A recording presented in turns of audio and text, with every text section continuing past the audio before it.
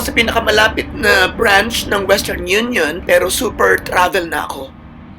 Sa buong probinsya ng Kanagawa, prefecture ang tawag dito. Ang Kanagawa ay ang pinakamalapit o isa sa pinakamalapit na lalawigan sa Tokyo. Magkakasama sila sa isang region, yung tinatawag natin na Kanto region. Siguro sa atin parang NCR. Parang ganun. Just imagine kung ganito kalaki at kung ganito kabonggang lalawigan. Pero, meron lamang ditong 17. Oo, 17 branches ng Western Union. So far, kaloka. Samahan niyo ako. Let's go.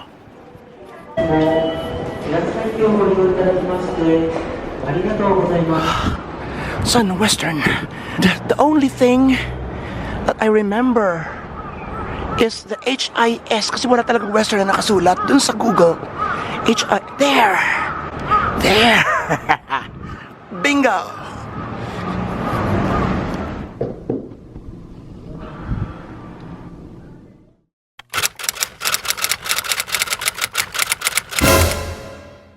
I didn't get anything. Nakakainis. Alam mo yung natural na inis muna. Although I understood it. And isang way yun para pag-ingatan nila yung pinadala sa'yo. Pero minsan nakakairita. Alam mo na, common sense. Bakit di pa natin minsan tanggapin yung common sense? Dapat ino-orient ng mga may-ari ng kumpanya na pwedeng ganito, may mga, alam mo na, may mga exemptions. Like, may nagpadala for inay.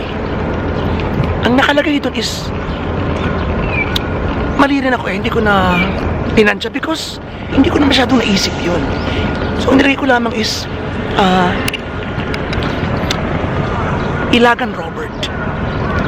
And then, yung aking identification cards, ang nakalagay doon is, Ilagan Robert Gaba. Kasama yung middle name, kasama yung middle name ko. Ayaw talaga nilang pumayag. So, ipinakita ko yung palitan namin ng messages. Pero, hindi naman nila maintindihan. Then, I tried to convince them na ako yan.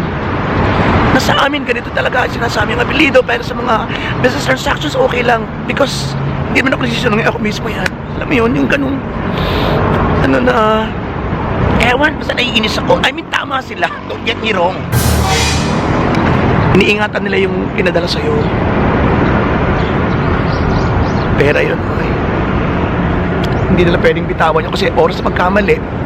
Pero, kitang-kita mo sa identification card na ako yun. Yung details ay sinulat ko, umaakma dun sa identification card sa pinakita ko. Diba? Yun, yung mga ganung bagay minsan. And then, I told them na malayo pa yung pinanggalingan ko. Diba? So parang medyo nagtano ko dun. Typical Robert. Yung tipong feel ko is may tama ako, may punto ako ng konti. Ano talaga ako, nagpapaliwanag ako na minsan parang parang kontrabida yung dating. Ganon. Relax muna ako, naiinis ako. Diba? Alam nyo, naiintindihan nyo ako. Yung tama sila pero may punto ako. Alam nyo yun?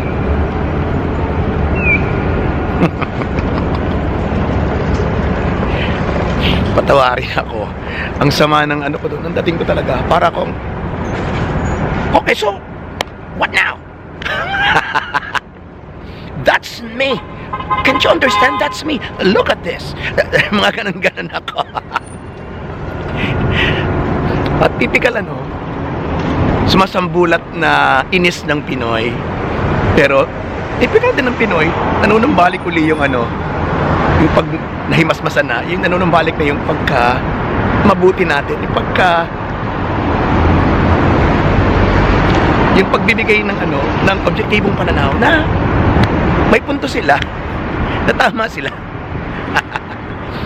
At maganda rin yung suggestion ko na sana nga gawa ng paraan ng mga kumpanyang ganyan na magbigay ng konting leniency na in case na magkaroon ng ganito,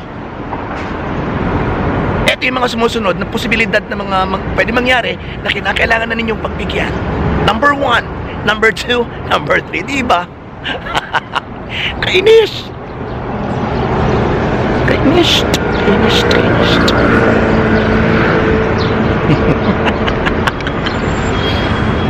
I-message ko na lang si Lala Barton. Kasi sabi nila, tumawag na lang daw. Tumawag na lang sa Western Union sa Amerika na yun yung pangalan na kailang tumanggap. So kailangan ko na siya, i-message ko na. See you later.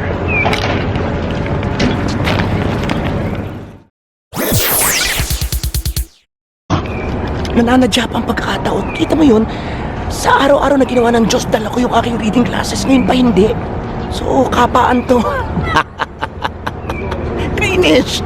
Sinabayan pa.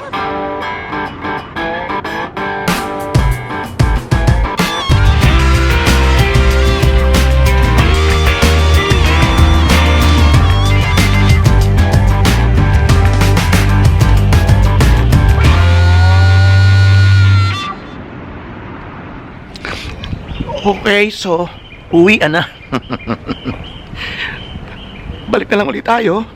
Pero pupunta na ako sa ibang branches sa Yokohama o sa Tokyo para medyo nahiya din ako doon kasi medyo nag-alboroto ako. So ikaw kabayan, anong masasabi mo ukol dito? Meron ka bang nais iparating? Ikaw bagay pabor doon sa aking konting naisip na sana may mga konting pagluluwag or konsiderasyon, lalo sa mga foreigners anywhere in the world. May mga kasong ganito na, kailangan din minsan ng common sense at kailangan magkaroon sila ng orientation. Ipakalat nila sa kanilang mga miyembro mula sa pinakamataas na organisasyon ng Western Union na magbigay ng i-reconsider yung kanilang very strict rules and regulations pagdating sa pagkuha ng mga pinadala na hindi naman makakasira doon sa kanilang nais na maging safe yung mga padalahang nangyayari all over the world. Diba? Ito naman yun at the same time.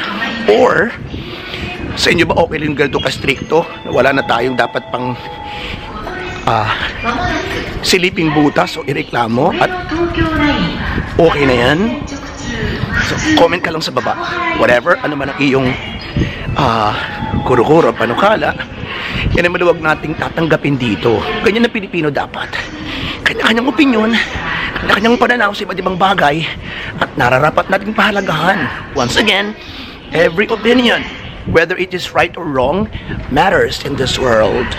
Naman, mabuhay ang Pilipino at nananawagan ako sa Western Union, magluwag kayo.